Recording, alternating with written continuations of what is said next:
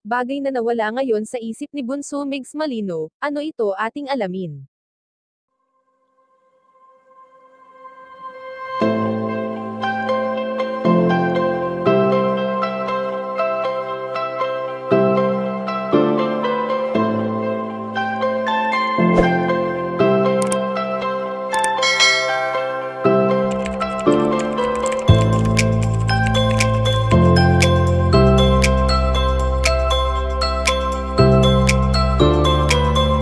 Sa mga nangyayari nga ngayon kay Bunso Migs Malino ay talagang kitang-kita nating lahat kung paano pinagtibay ng panahon ang binata.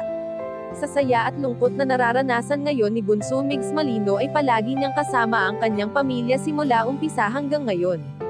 Lubos rin itong nagpapasalamat sa mga taong hindi siya hinusgahan sa kabila ng lahat ng isyong naglabasan, bagkos ay naniwala at patuloy siyang sinusuportahan ng mga Momig supporters, ganun na rin ang mga solid kabunsuan nito.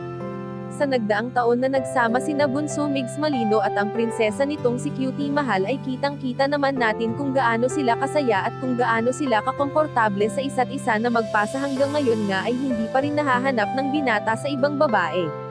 Bagamat may ilan na itong nakakasama ngayon, ngunit ito ay hindi tulad ng pagmamahal niya sa dati niyang katambal, dahil alam naman natin kung gaano nila minahal noon ang isa't isa, higit pa sa kung ano paman. Kaya naman ayon sa aming impormasyon na nakalap na may isang bagay na wala sa isip ngayon ni Bunso Migs Malino at ito ay ang pagbuo ng sarili niyang pamilya. Alam naman natin kung gaano nag-i-enjoy ang binata sa piling ni Baby Chaos na siyang nagbibigay ng labis na saya sa kanya at sa pagiging bibo nga ng batang ito ay lubos siyang natutuwa. Kayo mga ka-chika, anong masasabi niyo dito? Please leave the comment and don't forget to subscribe.